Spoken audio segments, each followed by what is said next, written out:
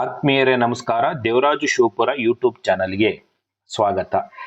ಈ ಒಂದು ವಿಡಿಯೋದಲ್ಲಿ 5ನೇ ತರಗತಿಯ environmental studies chapter 1 living world ಚಾಪ್ಟರ್ಗೆ ಸಂಬಂಧಪಟ್ಟಂತ ಎಲ್ಲ ಒಂದು ಕಂಪ್ಲೀಟ್ ನೋಟ್ಸ್ ಅನ್ನ ಈ ವಿಡಿಯೋದಲ್ಲಿ ನೀಡುವ ಒಂದು ಪ್ರಯತ್ನವನ್ನ ಮಾಡ್ತಾ ಇದ್ದೀನಿ. ಈಗ ಆಲ್ರೆಡಿ ಕರ್ನಾಟಕದಲ್ಲಿ 17 ಜಿಲ್ಲೆಗಳು ಮತ್ತು PMC, KPS ಮತ್ತು MTIP ಶಾಲೆಗಳ 5ನೇ ತರಗತಿಯಲ್ಲಿ ನಾವು ಬೈಲಿಂಗಲ್ ಟೆಕ್ಸ್ಟ್ ಬುಕ್ ಅನ್ನ ಬಳಸ್ತಾ ಇದ್ದೆ. ಅದಕ್ಕೆ ಸಂಬಂಧಪಟ್ಟಂತ ಎಲ್ಲ ಒಂದಷ್ಟು ಸರಣಿ ವಿಡಿಯೋಗಳನ್ನ ನಾನು ಮಾಡ್ತಾ ಇದ್ದೇನೆ ವಿದ್ಯಾರ್ಥಿಗಳಿಗೆ ಮತ್ತು ಶಿಕ್ಷಕರಿಗೆ ಅನುಕೂಲ ಆಗ್ತಕ್ಕಂಥ ದೃಷ್ಟಿಯಿಂದ.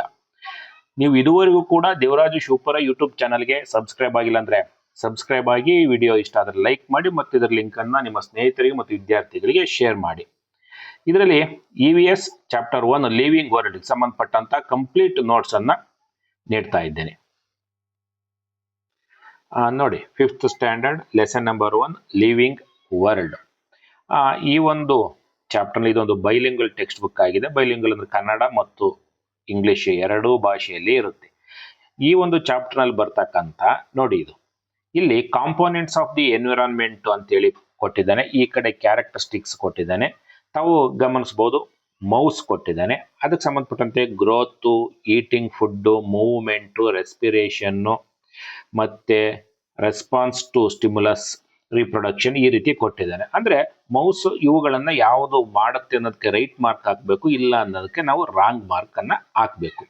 ಇದರದ ಒಂದು ಚಾರ್ಟ್ ಅನ್ನು ನಿಮಗೆ ತೋರಿಸ್ತೇನೆ. ಇಡೀ ಕಂಪ್ಲೀಟ್ ಏನು ಕೊಟ್ಟಿದ್ದಾನೆ ಪುಟ ಸಂಖ್ಯೆ 3 ಮತ್ತು 4ರಲ್ಲಿ ಇದಕ್ಕೆ ಸಂಬಂಧಪಟ್ಟಂತ ಒಂದು ನೋಟ್ಸ್ ಅನ್ನ ನೋಡೋಣ. ನೋಡಿ, table 1 characteristics of living beings, ಪುಟ ಪೇಜ್ ನಂಬರ್ 3 and 4 ತಾವು ಗಮನಿಸ್ತಾ ಇದ್ದೀರಿ. Butterfly, clock, brick, mouse, mango tree ಇವುಗಳಿಗೆ ಸಂಬಂಧಪಟ್ಟಂತೆ ನೋಡಿ.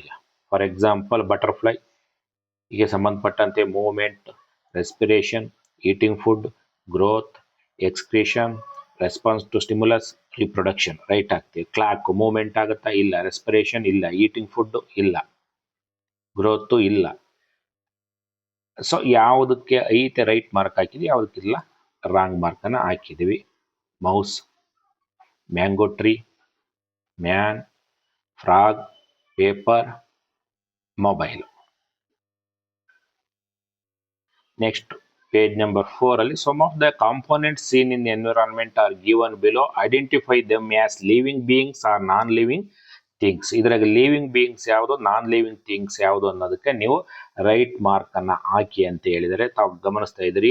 Birds living beings, balloon non living things, water non living things, mango tree living beings, vehicles non living things, pen non living things. Same table ಅನ್ನ ತಾವು ಗಮನಿಸಬಹುದು.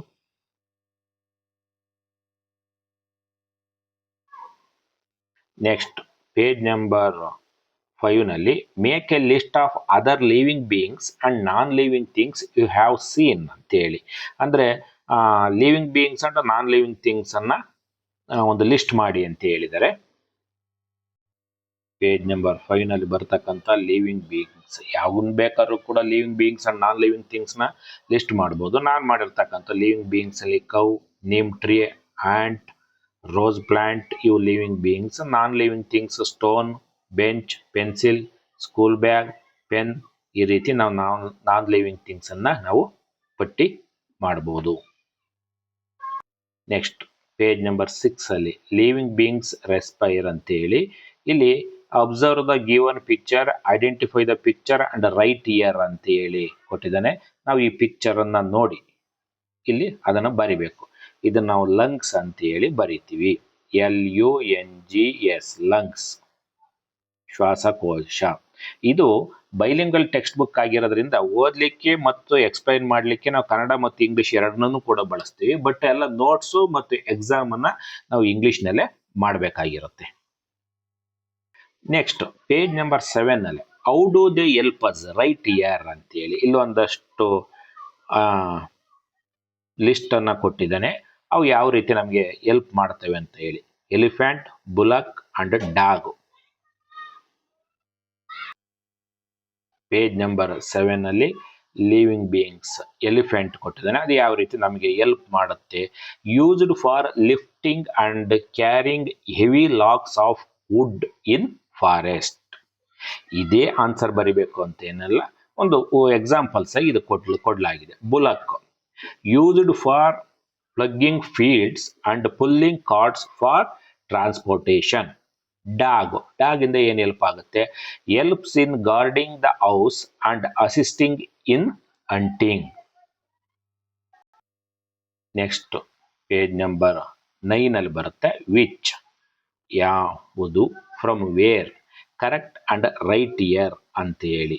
Correct and write here. ಈಗ solar energy, green leaf ಅಂತ ಹೇಳಿ ಕೊಟ್ಟಿದ್ದಾನೆ. ಅದರ ಮುಂದೆ water and mineral, salt, atmosphere ಈ ರೀತಿ ಕೊಟ್ಟಿದ್ದಾನೆ. ನಾವು ಈಗ ಇಲ್ಲಿ ಇರ್ತಕ್ಕಂಥವುಗಳನ್ನ ಮ್ಯಾಚ್ ಮಾಡ್ತಕ್ಕಂಥ ಸೋಲಾರ್ ಎನರ್ಜಿಗೆ ಯಾವ್ದು ಬರುತ್ತೆ ಅಂತಕ್ಕಂಥದ್ದನ್ನ ನಾವು ಕರೆಕ್ಟ್ ಅಂಡ್ ರೈಟ್ ಇಯರ್.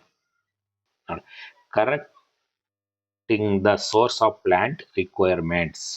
ತಾವು ಗಮನಿಸ್ತಾ ಇದ್ದೀರಿ, solar energy sun, water mineral salt soil, carbon dioxide atmosphere, chlorophyll green leave.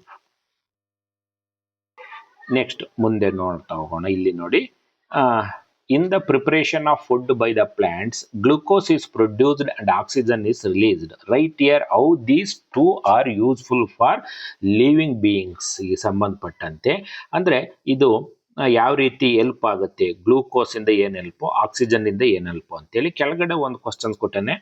Discuss in group what will happen if there is no sun. Sun ಇರಲಿಲ್ಲ ಅಂದ್ರೆ, ಸೂರ್ಯ ಇರಲಿಲ್ಲ ಅಂದ್ರೆ ಏನಾಗ್ತಿತ್ತು ಅನ್ನೋದನ್ನ ನಾವು ಇದನ್ನು ಕೂಡ ವಿದ್ಯಾರ್ಥಿಗಳಿಗೆ ಬರ್ಸ್ಬೇಕಾಗುತ್ತೆ. ಇದನ್ನು ನೋಡೋಣ. ಏನು ಉದಾಹರಣೆಗೆ ಗ್ಲೂಕೋಸ್ ಇಂದ ಏನು ಉಪಯೋಗ, ಆಕ್ಸಿಜನ್ ಇಂದ, ಮತ್ತು ಒಂದು ವೇಳೆ ಸೂರ್ಯ ಇಲ್ಲ ಅಂದ್ರೆ ಏನಾಗ್ತಿತ್ತು ಅಂತಕ್ಕಂಥದ್ದನ್ನು ನೋಡೋಣ. Usefulness of glucose and oxygen. ತಾವು ಗಮನಿಸ್ತೀರಿ, glucose it provides the necessary energy for the growth and daily activities of living beings. Next oxygen, it is essential for the respiration of all living beings to stay alive. Next group discussion ಅಂದ್ರೆ what if there is no sun.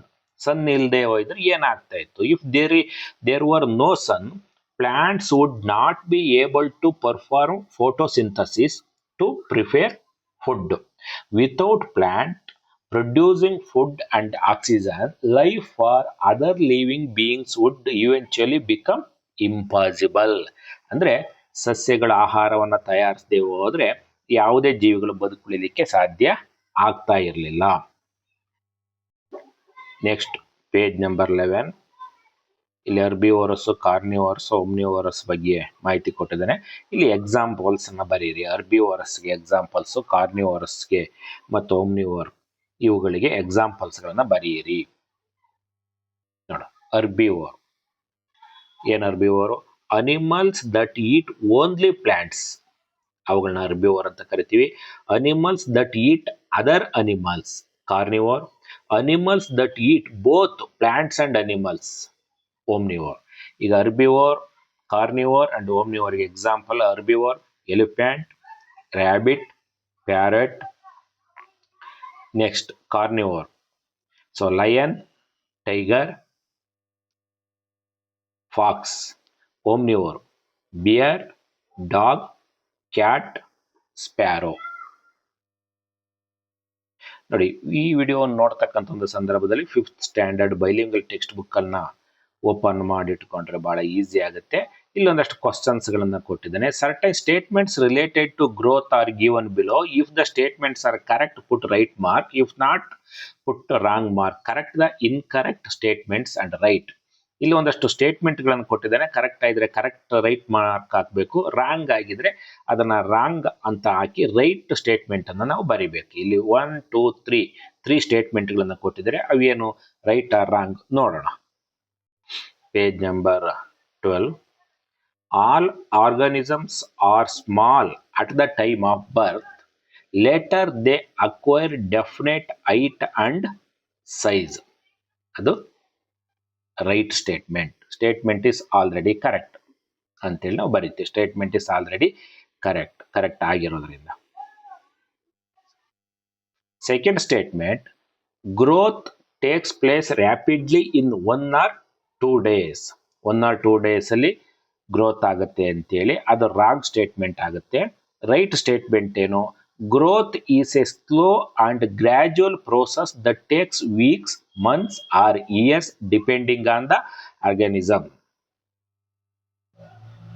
Third statement, plant growth is observed at its stem tip or the size of the stem. Statement is correct. So statement is already correct. Page number 13, movement of animals. Animals move from one place to another. They have special organs for this. Some animals names are given below. Write their organs of movement here. ನೋಡಿ, man ಅವ್ನು movement ಮಾಡ್ಲಿಕ್ಕೆ ಯಾವ್ದು ಬಳಸ್ತಾನೆ, legs. Eagle, wings. Kangaroo, legs. Bat is also wings. Why do animals move? Discuss in groups and write in the space given below. ಅನಿಮಲ್ಸ್ಗಳು ಯಾಕೆ ಒಂದು ಜಾಗದಿಂದ ಮತ್ತೊಂದು ಕಡೆಗೆ ಹೋಗ್ತಾ ಇರ್ತವೆ ಅನ್ನೋದಕ್ಕೆ ಸಂಬಂಧಪಟ್ಟಂತೆ ಡಿಸ್ಕಷನ್ ಮಾಡಿ ಈ ಒಂದು ಬಾಕ್ಸ್ ಅಲ್ಲಿ ಬರೆಯಿರಿ. ನೋಡಿ answer, finding food and water, protecting themselves from enemies, searching for shelter and a better environment. Next, living beings reproduce ಸಂಬಂಧಪಟ್ಟಂತೆ ಪೇಜ್ ನಂಬರ್ 17 ಅಲ್ಲಿ ಒಂದು ಟೇಬಲ್ ಇದೆ, ತಾವು ಗಮನಿಸ್ತಾ ಇರಬಹುದು. Given below are certain statements are related to reproduction. If the statements are correct, put right marks. Wrong ಆಗಿದ್ರೆ wrong ಹಾಕಿ. Write the correct statements in the given space ಅಂತ ಹೇಳಿ. ರೈಟ್ ಆಗಿದ್ರೆ ರೈಟ್ ಹಾಕ್ಬೇಕು, ರಾಂಗ್ ಆಗಿದ್ರೆ ರಾಂಗ್ ಹಾಕ್ಬೇಕು. Wrong ಹಾಕಿದ್ಮೇಲೆ correct statement ಏನು ಅಂತಕ್ಕಂಥದನ್ನ ಬರಿಬೇಕು. 17 and 18 ಸಂಬಂಧಪಟ್ಟಂತೆ organisms continue their generation by reproduction ಅಂತ ಹೇಳಿ ಕೇಳಿದಾನೆ. So this is the correct statement. ನಾವು ಆಲ್ರೆಡಿ ಕರೆಕ್ಟ್ ಅಂತ ಹೇಳಿ ಬರೀತೀವಿ. So due to reproduction, the other organisms in environment get food. This is also a right statement. Third one, reproduction is seen only in animals. This statement is wrong. Reproduction is seen in both plants and animals. Fourth statement, there will not be any danger in the environment by over reproduction of a single organism. ಯಾವ್ದಾರ ಒಂದು ಜೀವಿಯ over reproduction ಆದ್ರೆ ಯಾವುದೇ ರೀತಿಯ problem ಇಲ್ಲ ಅಂತ ಹೇಳ್ತಿದ್ದಾರೆ statement. Statement is wrong. ಏನು ಕರೆಕ್ಟ್ ಸ್ಟೇಟ್ಮೆಂಟ್ ಏನು, over reproduction of a single organism can cause imbalance and danger to the environment. Biological imbalance ಆಗುತ್ತೆ ಅಂತೇಳಿ. Page number 18, list out the animals that lay eggs and those which directly give birth to young ones. ಮೊಟ್ಟೆ ಇಡ್ತಕ್ಕಂಥವು ಮತ್ತು ಮರಿ ಆಗ್ತಕ್ಕಂಥವುಗಳನ್ನ ಪಟ್ಟಿ ಮಾಡಿ. ನೋಡಿ, animals that lay eggs ಮತ್ತು animals that given birth to young one, ಮರಿ ಆಗ್ತಕ್ಕಂಥ ಒಂದು ಮೊಟ್ಟೆ ಇಡ್ತಕ್ಕಂಥ ಪ್ರಾಣಿಗಳನ್ನ ಪಟ್ಟಿ ಮಾಡಲಾಗಿದೆ. ಅನಿಮಲ್ಸ್ ದಟ್ ಲೇ ಎಗ್ಸ್, ಮೊಟ್ಟೆ ಇಡ್ತಕ್ಕಂಥ ಪ್ರಾಣಿಗಳು ಕ್ರೌ, ಹೆನ್, ಸ್ನೇಕ್, ಫ್ರಾಗ್, ಲಿಜಾರ್ಡ್. ಅದೇ ರೀತಿ ಮರಿ ಆಗ್ತಕ್ಕಂಥವು cow, human, dog, elephant, cat. ಅದೇ ರೀತಿ ಮೊಟ್ಟೆ ಇಡ್ತಕ್ಕಂಥ ಸ್ಪ್ಯಾರೋ, ಪ್ಯಾರೆಟ್, ಫಿಶ್. ಮರಿ ಆಗ್ತಕ್ಕಂಥ lion, tiger, bat. Next, plants reproduce through seeds and stems. ಬೀಜ ಮತ್ತು ಕಾಂಡಗಳ ಮೂಲಕ ಸಂತಾನೋತ್ಪತ್ತಿ ಮಾಡ್ತಕ್ಕಂಥವುಗಳನ್ನ ಪಟ್ಟಿ ಮಾಡಬೇಕು. ಎರಡು ಕೊಟ್ಟರೆ ಬೀಜದ ಮೂಲಕ ಮತ್ತು ಕಾಂಡದ ಮೂಲಕ ರೀಪ್ರೊಡಕ್ಷನ್ ಮಾಡ್ತಕ್ಕಂಥವುಗಳನ್ನ ಪಟ್ಟಿ ಮಾಡೋಣ. ನೋಡಿ, ಫಸ್ಟ್ ಕಾಲಮ್ ಅಲ್ಲಿ plants that reproduce through seeds, mango, paddy, bean, neem. ಅದೇ ರೀತಿ ಸ್ಟೆಮ್ ಮೂಲಕ rose, sugar cane, hibiscus, potato. ಈ ರೀತಿ ನಾವು ಟೇಬಲ್ ಅನ್ನ ಮಾಡಬಹುದು.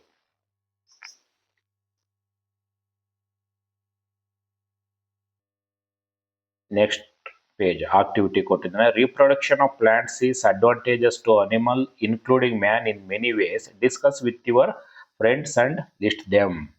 ಸಸ್ಯದ ಸಂತಾನೋತ್ಪತ್ತಿಯಿಂದ ಮಾನವನ್ನೂ ಸೇರಿದಂತೆ ಪ್ರಾಣಿಗಳಿಗಾಗ್ತಕ್ಕಂಥ ಅನುಕೂಲಗಳು ಏನು ಅಂತಕ್ಕಂಥದ್ದನ್ನ ಪಟ್ಟಿ ಮಾಡಿ.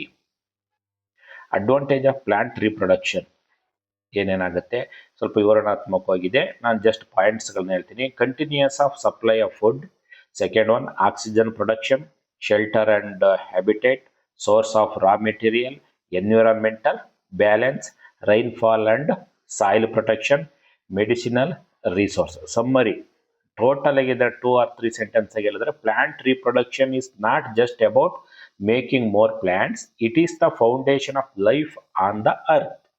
Without it, the infinite lift of the food chain would stop and life would become impossible for animals and humans. Living beings respond to stimulus.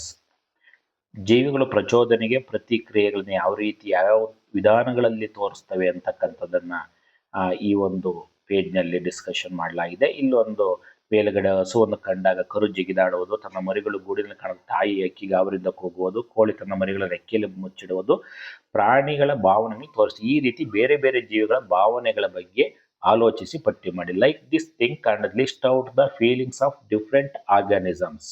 ಬೇರೆ ಬೇರೆ ಜೀವಿಗಳು ಯಾವ ರೀತಿ ತಮ್ಮ ಫೀಲಿಂಗ್ಸ್ ಅನ್ನು ಎಕ್ಸ್ಪ್ರೆಸ್ ಮಾಡ್ತವೆ ಅಂತಕ್ಕಂಥದ್ದನ್ನ ಪಟ್ಟಿ ಮಾಡಬೇಕು.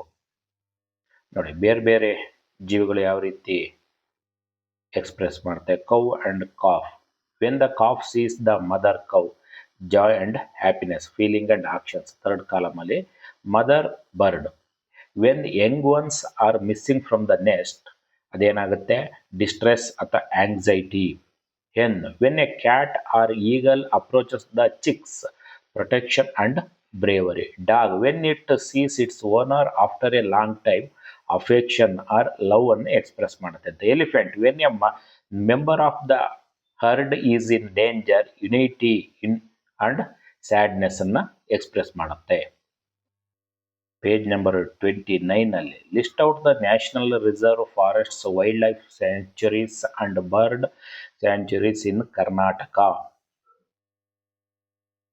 ನೋಡಿ, national parks Bandipur, Nagarhole, Anshi, Kudremukh, Bannerghatta. Wildlife sanctuaries Bhadra, Kaveri, Sharavathi valley and Mookambika.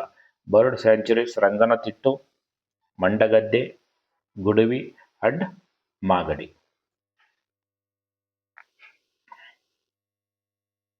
ಧನ್ಯವಾದಗಳು.